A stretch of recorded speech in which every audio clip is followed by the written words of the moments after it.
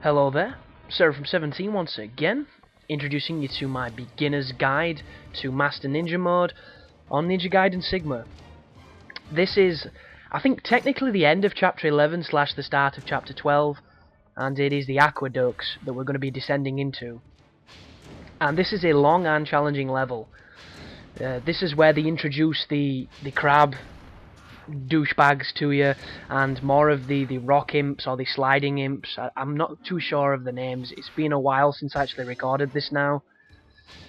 And the first thing that we're doing is manually putting in all the lives of the gods, because somehow they didn't think that that would be a tedious affair, and left it like that.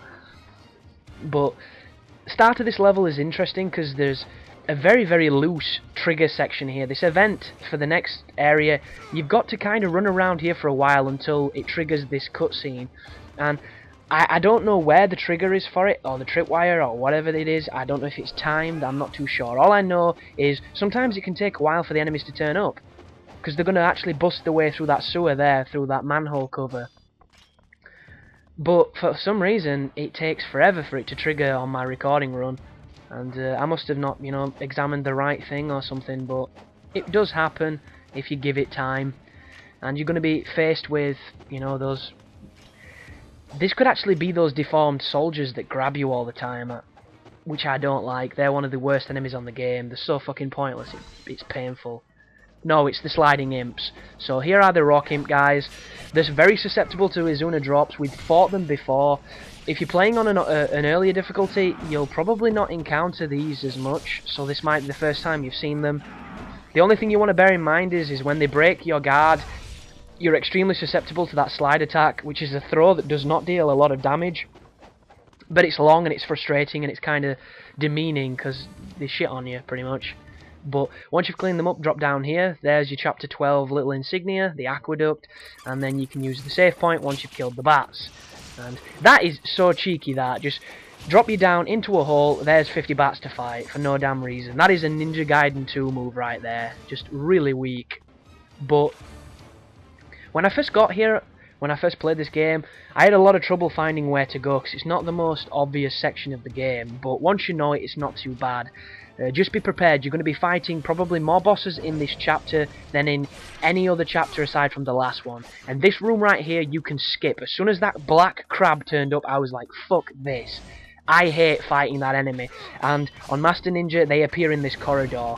On very hard difficulty, they turn up towards the end of Zarkan. And yeah, don't like them at all. Do not want anything to do with those dudes. I just run away. I use smoke bombs, and I try to avoid fighting them as much as possible, because I'm not very good at fighting them. They're hard to fight, especially when they've got buddies, because if it was just the black guy, I'd be fine, but it's all the little dudes as well, which is just not cool. But if you run down here, they will stop spawning, but as soon as you hit this water, you're going to trigger some more of the imps. Luckily enough, it's one at a time, so this is actually really good practice against how they fight, to see what they're like. And for some reason, I'm just messing about right there. But as soon as he dies, his buddy turns up. You can use his essence to chain it if you want.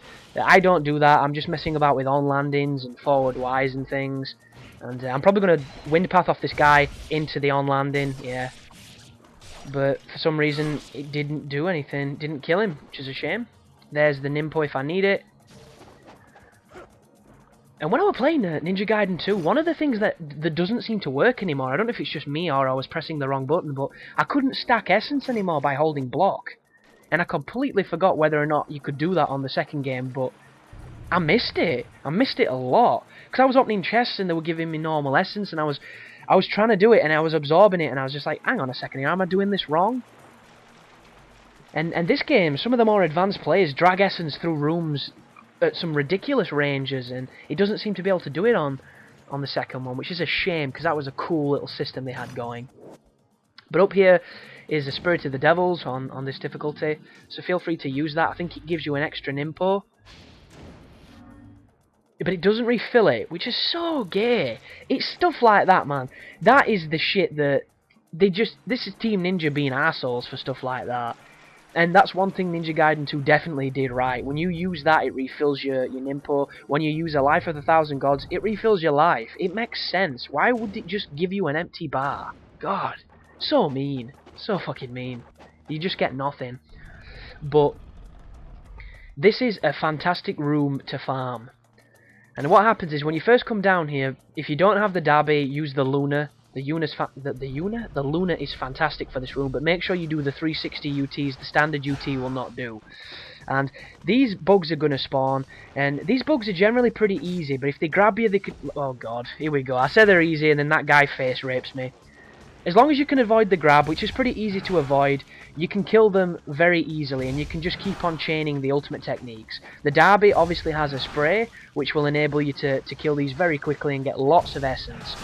And this first fight, I'd just say do it, because what will happen is when you come down into this room again, once you've done it, it'll actually start one of the Fiend challenges. And what will happen is, kill as many as you want, get a whole bunch of essence, but do not kill them all. Make sure you've got one alive, or you've got still a couple of them, and then leave the room. And then when you come down again, the fight will start. And you can do this to your heart's content to get as much essence as you want, to buy items, to upgrade weapons, whatever you want to do. If you've not upgraded the Unlaboured Flawlessness, feel free to do it now. And this is the best place to farm. If you've got the amulet that gives you more currency, feel free to do that as well, but I don't think I've got it yet, and I don't think you can get it on Master Ninja till a little bit later. But that is a fantastic area to do that. Abuse it if you're not confident in your ability to fight, or if you just want an abundance of healing items, feel free to do that. But I'm obviously going to edit out the farming that I did. You'll notice I now have 87,000 essence, so I did quite a lot. And it's back to carrying on and doing the level now. So I've got my smoke bombs on. The reason I'm using the smoke bombs is because I know when I move up here I'm going to get attacked. And if you do a smoke bomb, it will enable you to examine the doors as opposed to attacking the enemies. Because I've mentioned before, but you may be new to the series, if you try and press square when it says interact and an enemy is present, the game will automatically make you do an attack. It will not open the door. You need to smoke bomb. This room is a worm fight. This is a very easy boss when you know how to fight him, but you need to get good at fighting them because you're going to be fighting numerous variants of them. There's one fight where you take 3 on at the same time. And the basic strategy here, which, ooh, I got lucky then, is if he rears his head back like that, it means he's going to do that attack. And you can hit him with whatever you want to do. If you want to charge the UT, you can hit him from some serious damage. The only time it doesn't hurt him is when he goes into the hole like that. And if you want to do a combo, feel free to do a quick one against him. The only attack you want to watch out for is that. And normally I would dodge it, but luckily enough I could use the invulnerability frames in the UT to dodge it. That's how you dodge it. Just wait for it and dodge. It's very simple. He can catch you charging sometimes, you want to be careful. And he also does a move where he comes out of the hole and grabs you. And if you're charging in a UT, he'll generally grab you every time. So what you want to do for that is just dodge away and then attack him. And between doing ultimate techniques and doing the combo against him, the Derby absolutely slams those worms.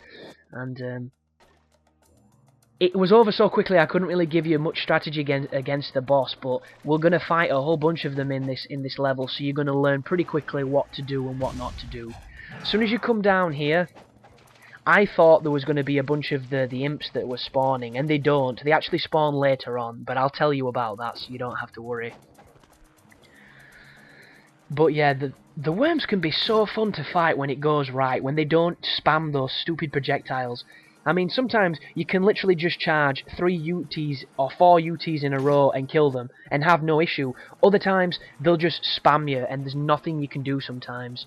And a little tip that I only found out after I beat the game on Master Ninja is when you're charging a UT and you don't want to get hit because you realise he's going to do the fireball or the electricity and you can't, use the iframes, use a Nimpo. Nimpo cancel what you're doing. It will save your life. But this is just some standard imps in a very claustrophobic corridor with a bad camera. Best thing to do, use the essence after you've killed one to ET/UT his friends.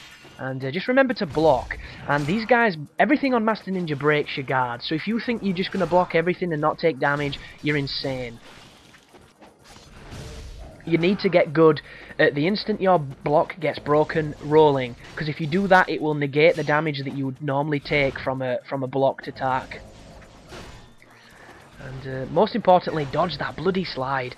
I hate this enemy. This is one of my pet peeves on this game, because they're an enemy that I can sometimes fight flawlessly and have a lot of fun, and other times I'll just get my shit pushed in for no reason. And it's because they're crafty, it's because they behave extremely tricky compared to some enemies. And that's Ninja Gaiden. It's pretty much going to be an expression I'm going to have to start using, because every time something happens that's crazy or hard or frustrating, it's Ninja Gaiden, baby. It's just how it is. A good thing with this weapon as well, if you block an attack that doesn't break your guard, or you dodge them and you're ready to attack, if you press forward and Y or forward and triangle, I don't know why I said forward and Y, you'd have to be playing the original on the Xbox, which I don't think anybody wants to do because the camera is fucking frustrating. But it'll do a really powerful swing that generally dismembers the imps, which is a super useful technique. It's more useful on Ninja Gaiden 2 because you can do the obliteration techniques afterwards, but it's still powerful on this. So thanks for watching, guys, thanks for listening, and you take care now.